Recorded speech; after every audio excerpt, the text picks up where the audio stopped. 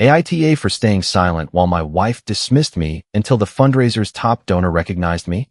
I'm Russell, 45, and the night everything blew up, Marissa and I had been married for 12 years. I still knew exactly how she liked her coffee.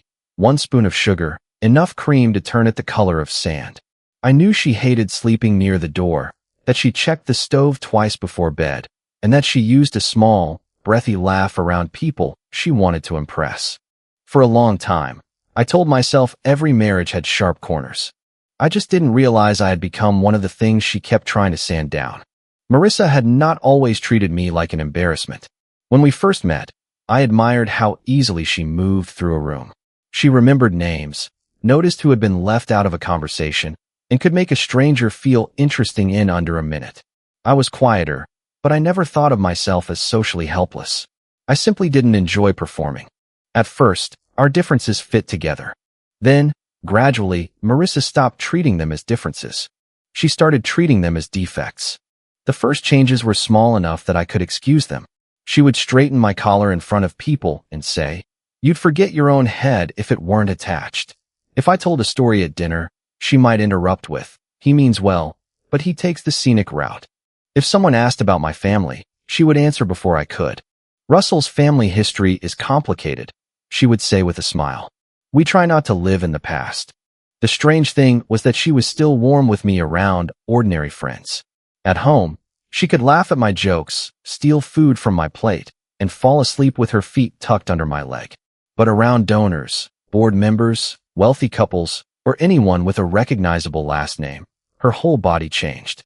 Her shoulders went back. Her voice softened. Her hands settled on my arm, not affectionately, but directionally. She positioned me. At a dinner about 6 months before the gala, she introduced me to a couple by saying, "Russell doesn't really do these kinds of evenings, but he's being a good sport." I had been standing there for less than 30 seconds. The husband asked me a question about an old photograph hanging in the restaurant. I knew something about it because my father had once owned a similar print. Before I could finish 2 sentences, Marissa touched my wrist. "People don't need the entire family archive," she said lightly. Everyone laughed because she had made it sound like a joke. I smiled because I didn't want to make the table uncomfortable. Later, in the parking lot, my friend Malcolm leaned against his car and watched Marissa walk ahead of us. "You know she talks about you like you're a rescue dog, right?" he said. I stopped. "That's dramatic." "No. Dramatic would be me saying she hates you." "I don't think she hates you." He shoved his hands into his coat pockets. "I think she likes you best when you're quiet. She gets nervous around certain people. She turns you into furniture around certain people." I gave him a look. "Nice furniture," he added. "Expensive, dependable, goes with the room. Still furniture." I wanted to be angry with him, but the comparison stayed with me. I told myself Malcolm saw one bad evening. I told myself Marissa's ambition made her tense. I told myself marriage meant not turning every insult into a courtroom exhibit. What I did not admit was that I had started preparing for public events the way people prepare for difficult relatives. I reviewed safe topics. I watched her face while I spoke. I shortened stories before she could shorten them for me. I called that keeping the peace. From the outside, it probably looked like disappearing. The gala invitation arrived on a Thursday afternoon in a thick cream envelope with embossed lettering. Marissa found it in the mail and carried it into the kitchen like it contained a winning ticket. "This is it," she said. I was rinsing a coffee mug. "What is?" She slid the invitation across the counter. It was for a formal fundraiser benefiting a family foundation. The guest of honor was Adrian Cole, a name I recognized in the vague way most people did. He was wealthy, influential, and connected to enough institutions that people lowered their voices when discussing him. Marissa tapped his name on the event program. "Tessa says half the people on the regional board will be there." "Good for half the regional board." "I'm serious, Russell." "So am I." She ignored that. This is the kind of room where people remember who looks like they belong. I dried my hands and looked at her. "And we have to go because I was invited." "You were invited before. You've gone to fundraisers." "Not this one." Something in her expression made the answer clear. She did not want to attend the event. She wanted to be seen attending it. I nodded toward the envelope. "Then go." Her eyes narrowed. "Alone?" "Yes." A married woman arriving alone creates questions. What kind of questions? The wrong kind. She spoke as if the room would conduct an inquiry into my absence. Then she smiled and softened her tone. I want you there. I just need you to understand the stakes. There it was again. The language of inclusion covering the reality of control. The week before the gala, Marissa rehearsed names in the car. She printed the seating chart preview and highlighted several people she wanted to meet. Tessa sent her messages about positioning and getting into the right conversations. I did not object to any of that. Ambition was not a crime. But 3 days before the event, Marissa texted me while sitting 10 feet away in the living room. Please remember, tonight is not about your stories. I looked up from my book. The gala isn't until Saturday. I know. Then why are you warning me now? I'm not warning you. I'm asking you to be mindful. Of speaking. Of over-explaining. The day of the gala, she laid 2 ties across the bed and rejected the one I chose. The navy one, she said. They're both navy. One is appropriate navy. I stared at her. She held up the darker tie. Please don't make everything difficult. I picked a tie. And I'm trying to help. She also rejected my first jacket because the shoulders were too relaxed. While I changed, she stood near the mirror fastening an earring and said, Tonight is not the night for personality. I looked at her reflection. Then why bring me? Her hands paused. For half a second, I thought she might apologize. Instead, she said, because I shouldn't have to explain why my husband isn't there. That answer stayed with me through the drive. Marissa spent most of it reciting names from the event program. She reminded me that Adrian Cole preferred short introductions, that Tessa had heard one of the foundation directors cared about historic preservation, and that I should not mention Malcolm because his sense of humor doesn't translate. I watched the road and said very little. At the hotel entrance, a valet opened Marissa's door. I tucked the claim ticket into my jacket pocket and followed her inside. The coat check area was crowded but quiet in the way expensive places often are. People lowered their voices instead of raising them. Men handed over dark coats. Women checked name cards and touched each other's arms in recognition. Marissa gave her wrap to the attendant, then caught my sleeve before I could step toward the ballroom. Russell. Her tone was soft enough to sound affectionate from a distance. What? Please don't try to be charming tonight. I laughed once because I genuinely thought she might be joking. She didn't. Just smile, stay close, and let me handle the real conversations. I looked at her for several seconds. Are you ashamed of me? Her eyes moved past my shoulder, checking who might be close enough to hear. Don't do this here. I asked you a question. I'm asking you to know your lane. A couple passed behind us. The woman glanced in our direction and then away. I felt heat move up my neck, but I did not raise my voice. What exactly is my lane? Supporting me. That sounds more like standing behind you. For one night, can you not turn everything into a confrontation? I almost left then. I should have. But I wanted to know whether the evening could still be salvaged, or maybe I wanted proof that I was not imagining the pattern Malcolm had named. So I handed over my coat and followed her into the ballroom. The room was all warm lighting, white flowers, polished glassware, and soft music. A large seating chart stood near the entrance. Silent auction cards were arranged beside framed photographs of the foundation's work. Every place sitting at the donor tables had a cream name card and a numbered bid paddle. Marissa transformed the moment we entered. She greeted people with that small, breathy laugh. She touched elbows. She complimented a woman's necklace, remembered another man's recent appointment, and moved through the room as though she had practiced the route. She also kept one hand on me. When I stepped closer to a conversation, she eased me back. When someone asked how long we had been married, she answered.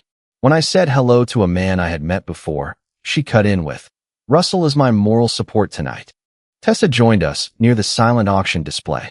She was wearing a silver dress and the expression of someone who had already decided the evening was a success. This room is exactly the kind of room you need, she told Marissa. I know. Tessa looked at me. And you cleaned up well. Thank you, I said. She smiled at Marissa. Husbands are best as background support at these things. Marissa lifted her champagne. Some are, anyway. The two of them laughed.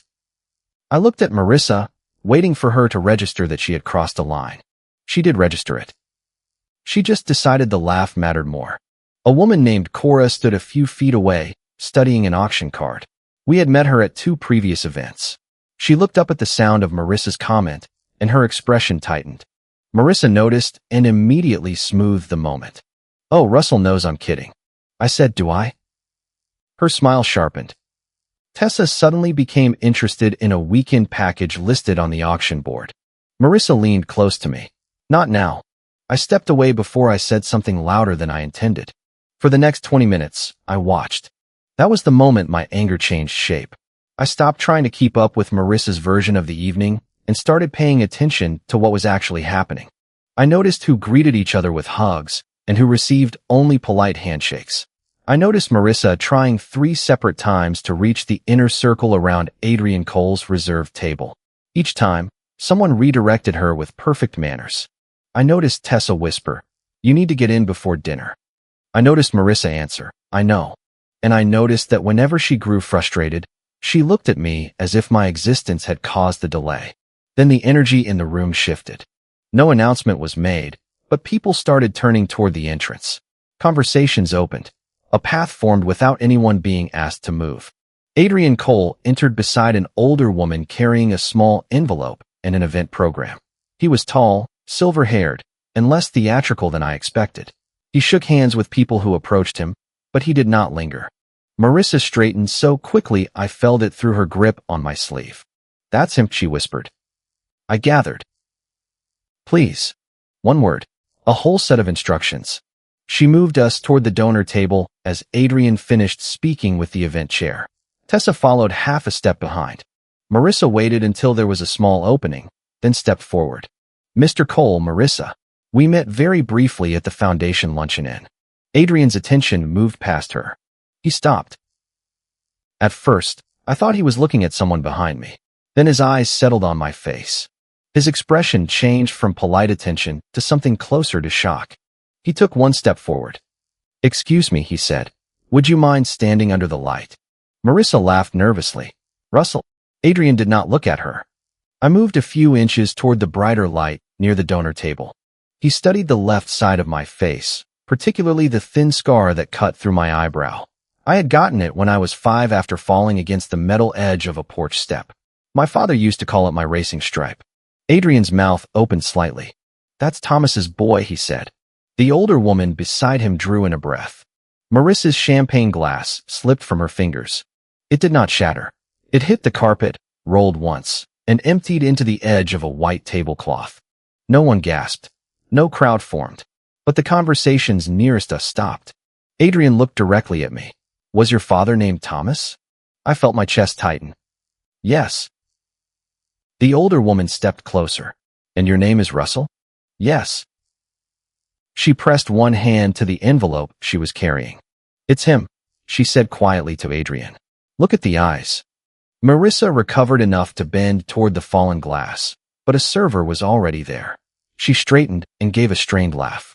"Well, Russell never mentioned knowing anyone here." "I don't know anyone here," I said.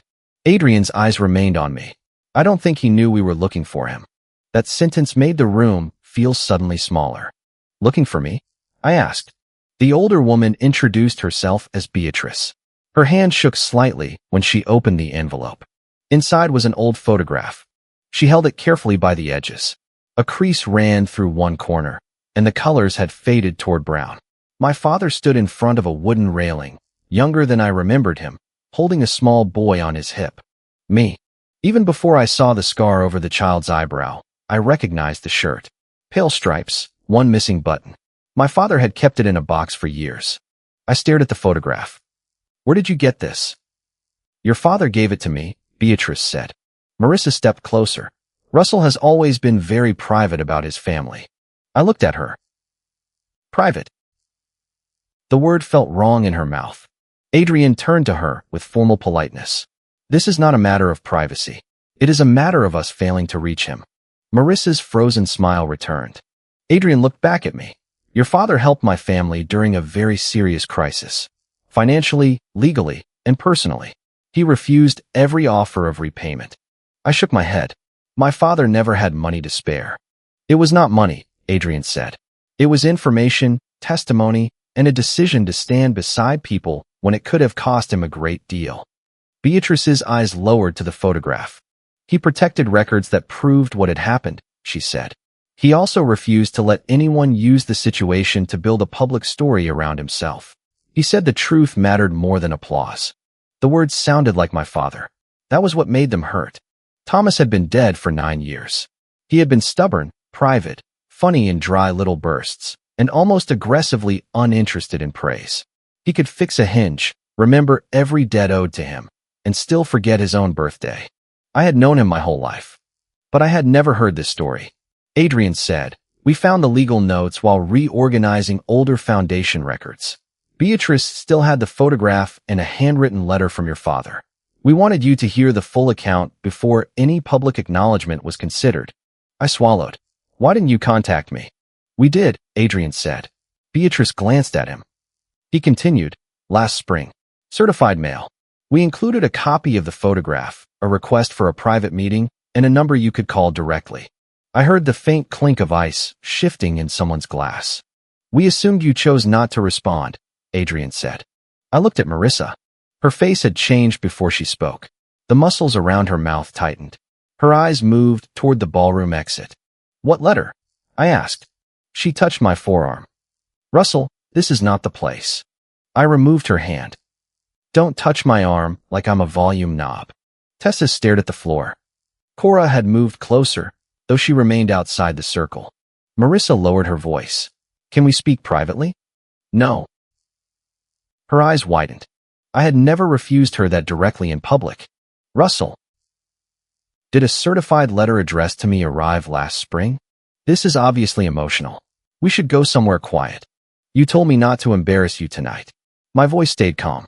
"So don't lie to me in front of the people you brought me here to impress." The sentence landed harder than shouting would have. Marissa looked around.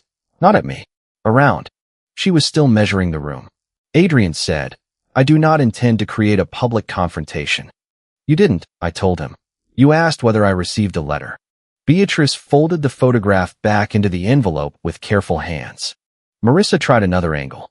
"Russell is very private," she said. "Sometimes he puts things away and forgets about them." I looked at her. Private means I choose not to share something. It doesn't mean someone else keeps it from me. Her face reddened. "Did you sign for it?" I asked. She pressed her lips together. "Marissa." "Yes." The word was almost inaudible. I felt something inside me go still. "You signed for a certified letter addressed to me." "Yes, but—" "And you never gave it to me." It looked like old family drama. Beatrice flinched. Marissa saw it and rushed to make the explanation cleaner. "I opened enough to understand that it involved your father, legal papers, old claims, and people I had never heard of. You had enough going on. I didn't want you dragged into something messy." "Where is it?" "At home." "Where?" I put it away. "Where?" "In the desk drawer, with old mail." She made it sound harmless. A misplaced envelope. A domestic oversight. Adrian's expression hardened. "The letter clearly stated that the matter was personal and intended for Russell," he said. "I was trying to protect him." "No," I said. Marissa turned to me. "You didn't protect me from drama. You protected yourself from a version of me you couldn't control. That is not fair.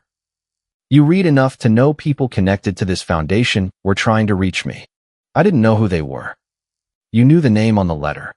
I wasn't going to let strangers pull us into some old story. Us." Her mouth closed. "This was about my father and me," I said. "You don't get to represent me in a story you hid from me." Marissa's composure finally cracked. "You are making this much bigger than it was." Beatrice looked at her with an expression I will never forget. Not anger. Disappointment. Adrian took a card from inside his jacket and held it out to me. "When you are ready, call me directly. No assistants. No event staff. We can meet privately." Beatrice added her number to the back with a pen. "I still have the original note," she said, "and something your father asked me to keep." I accepted the card. "Thank you," I said, "and I'm sorry this happened here." Adrian shook his head. "You have nothing to apologize for." Marissa whispered, "Russell, please." I looked at her. For 12 years, I had interpreted that word as a request for partnership. That night, I heard what it usually meant. Obey me without making me explain why. I reached into my jacket, took out the valet ticket, and said to Adrian and Beatrice, "I would like to speak with both of you another day." "Of course," Adrian said. Then I walked away. Marissa called my name once. Not loudly. She would never risk shouting across a donor table. I did not stop. Outside, the air felt cold against my face. The valet asked whether I needed both cars brought around. "Just mine." While I waited, my phone buzzed. "Marissa, come back inside." Then, "Do not turn this into a scene." Then, "You are humiliating me." I read the messages and put the phone back in my pocket. The valet handed me my keys.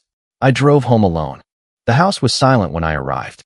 I turned on the kitchen lights and stood for a minute without taking off my jacket. My hands were shaking, but my mind was clear. I went to the desk in the room Marissa used for household paperwork. The top drawer contained pens, stamps, spare keys, and several envelopes held together by a rubber band. The second drawer had bank statements and old event programs. The bottom drawer was packed with mail. I found the envelope in less than 5 minutes. My name was printed across the front. A certified mail label was attached near the corner. The seal had been opened with a knife or letter opener. Inside were 3 pages, a copy of the old photograph, and a request that I contact Adrian directly. The letter was dated 14 months earlier. Marissa's signature appeared on the delivery confirmation. I sat on the floor beside the desk and read every page. The letter described my father's role in protecting evidence during a crisis involving Adrian's family and a former business associate. It did not reveal every detail, but it made several things clear. The matter was legitimate. The writers had verified my identity. There was a small legal fund connected to expenses my father had refused to claim, and they wanted my permission before using his name in any foundation archive or public acknowledgement. The letter had not offered instant wealth. It had not promised a mansion, a board seat, or some absurd transformation. It had offered me the truth. Marissa had decided I did not need it. My phone kept buzzing on the kitchen counter. At 11:18, she texted, "You left me there alone." At 11:23, everyone saw. At 11:31, "I hope you're happy." She arrived after midnight.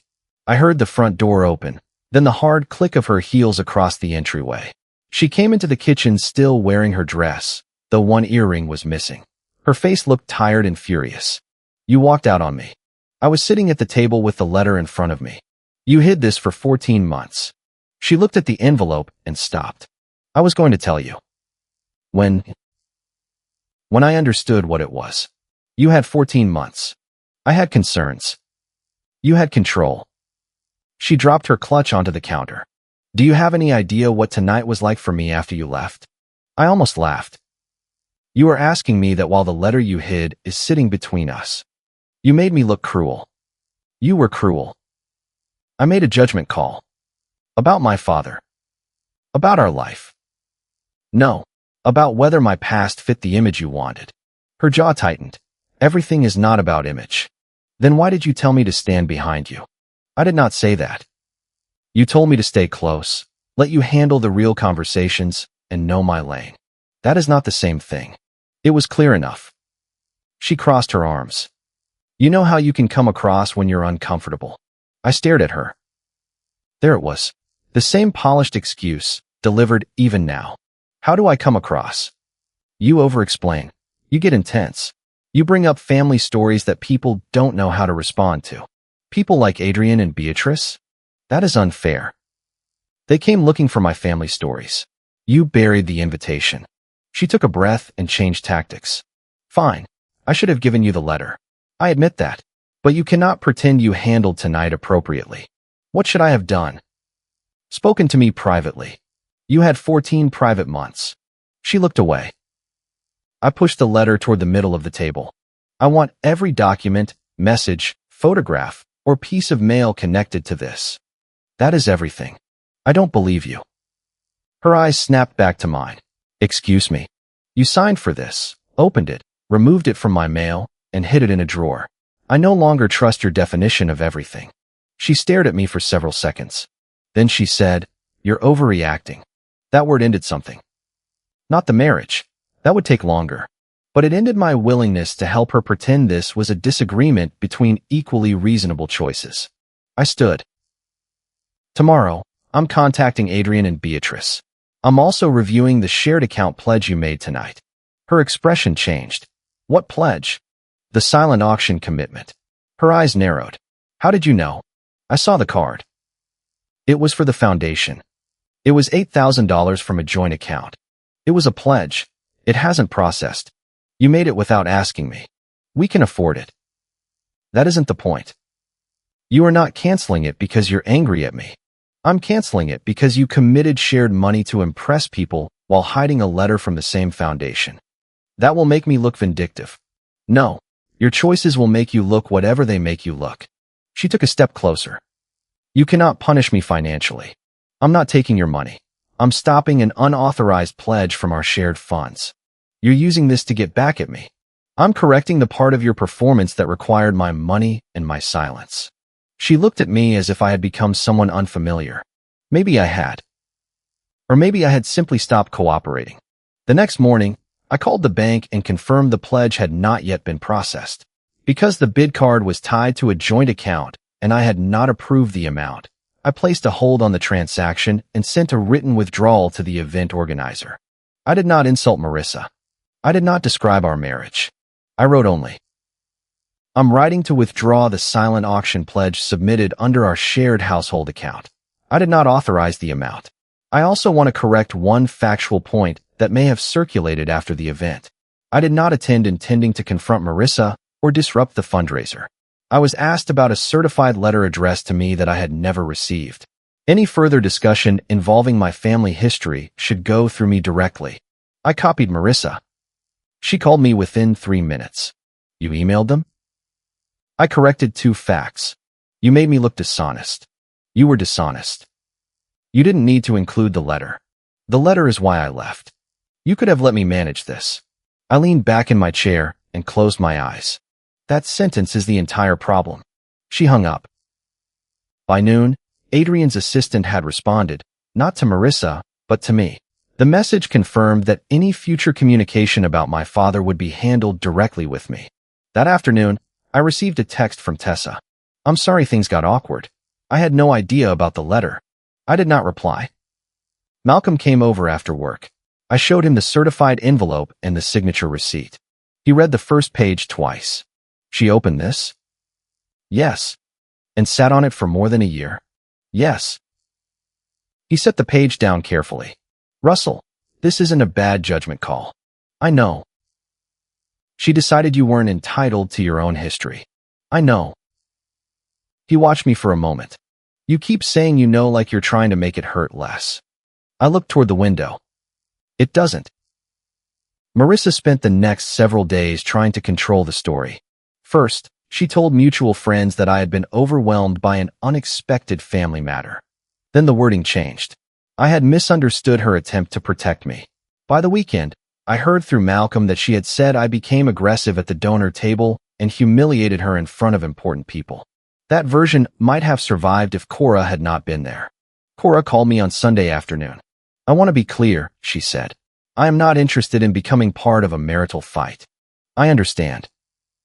But Marissa told 2 people that you arrived angry and created a scene. I didn't. I know. There was a pause.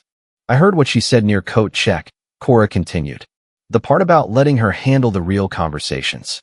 I also heard her tell you to know your lane. I closed my eyes. I didn't know anyone else heard. I was close enough.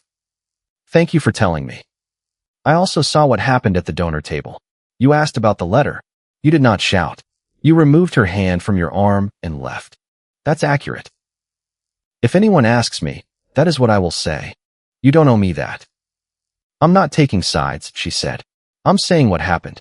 That was all she did. She did not organize a campaign against Marissa. She did not post anything or turn the gala into gossip. She simply refused to lie when Marissa's version reached her.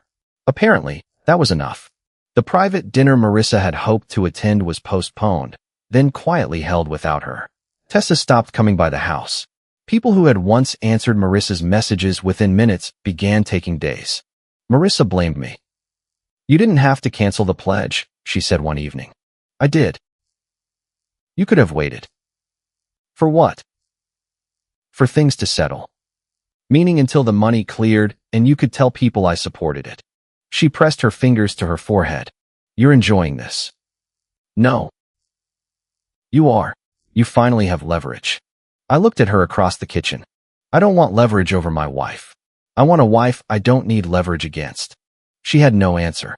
A week after the gala, I met Adrian and Beatrice in a private dining room. There were no photographers, no foundation staff, and no ceremonial speech. Just water glasses, coffee, and a carefully preserved envelope placed in the center of the table. Adrian began by apologizing. We believed you had chosen not to answer, he said. Had I known the letter was withheld, I would not have approached you publicly. You recognized me. I recognized your father first. Then the scar. He explained the crisis in more detail. Decades earlier, Adrian's father had been accused of moving assets and falsifying records during a dispute with a business partner.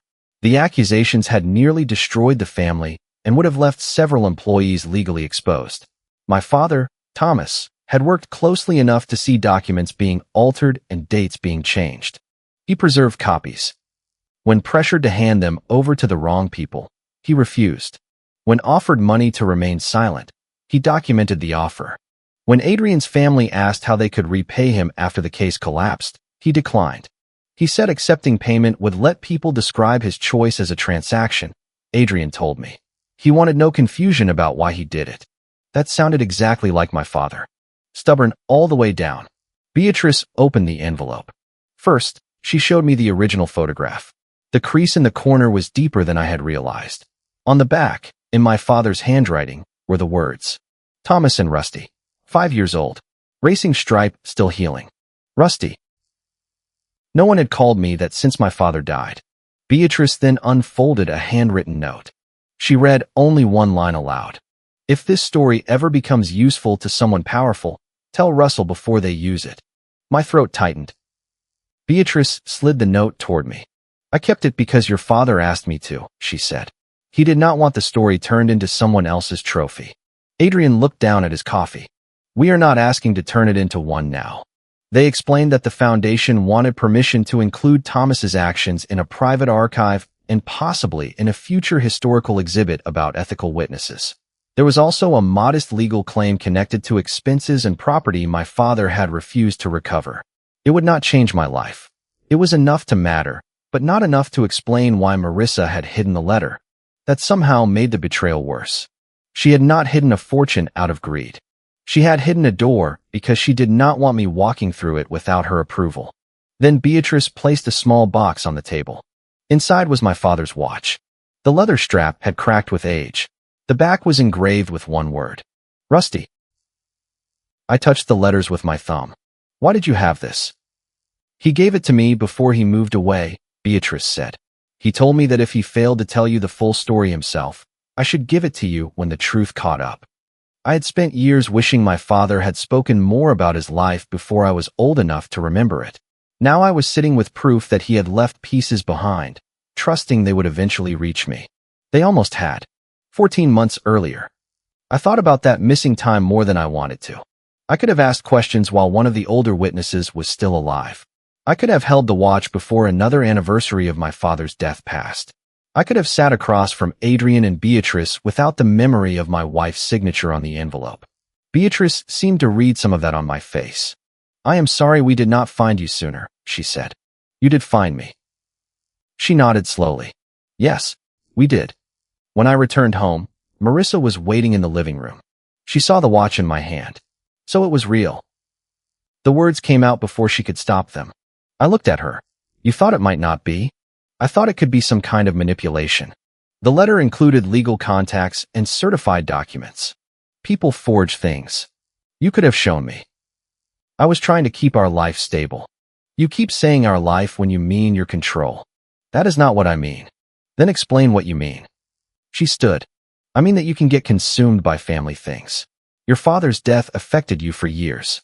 I did not want strangers reopening all of that. You don't get to decide what grief I'm allowed to revisit. I was your wife. You were supposed to be my wife, not my gatekeeper. Her eyes filled with tears. For years, that would have changed my tone. I would have moved toward her. I would have tried to make the truth easier to hear.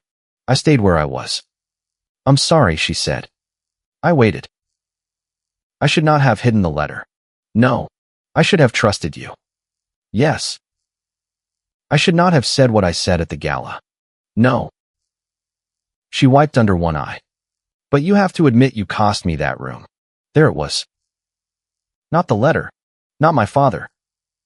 Not the years of small humiliations. The room. I felt the last part of my uncertainty settle. You're still talking about the room, I said. I'm talking about the marriage. She looked away. I had spent the previous week thinking through what would have to happen for me to stay. Not what would make me feel better for a day, but what would have to change for trust to exist again. I told her. First, she had to give me a full written account of every piece of mail or communication she had intercepted, opened, deleted, or withheld. Second, she had to return every original document connected to my father and sign an acknowledgement that she had no authority to act or speak on my behalf in family or legal matters. Third, the public belittling had to stop. No more he means well. No more correcting my clothes, stories, tone, or posture to make herself comfortable. Fourth, she had to stop representing me to other people as socially helpless, private, unambitious, unstable, or difficult.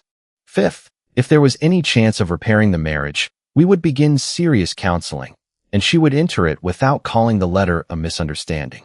Marissa listened with her arms folded. When I finished, she said, "That sounds like a legal settlement. It sounds specific because vague promises have protected you for years. You want me to confess to being some kind of monster? No, I want you to describe what you did accurately. I made one mistake. You built a marriage where you spoke for me, minimized me, and finally hid my own history because it interfered with your plans. That is your interpretation. It is the reason I'm leaving." Her face changed. "What do you mean, leaving?" "Temporary separation." "You already decided?" "I decided I won't stay in this house while you negotiate whether hiding the letter counts as hiding the letter." She stared at me. "You're abandoning me over one envelope." "No, I'm stepping away because the envelope proved what the rest of the marriage had been teaching me slowly." I went upstairs and packed a duffel bag. I did not rip clothes from hangers or sweep things off shelves. I took practical items, shirts, jeans, medication, toiletries, chargers, and documents I did not want left in the house. I put my father's watch in my jacket pocket. Marissa stood in the bedroom doorway. "Where are you going?" "To stay with Malcolm for a few days. After that, I'll arrange something temporary." "You're really doing this?" "Yes." "What am I supposed to tell people?" I zipped the bag. The truth would be a start. She began crying then. Not quietly.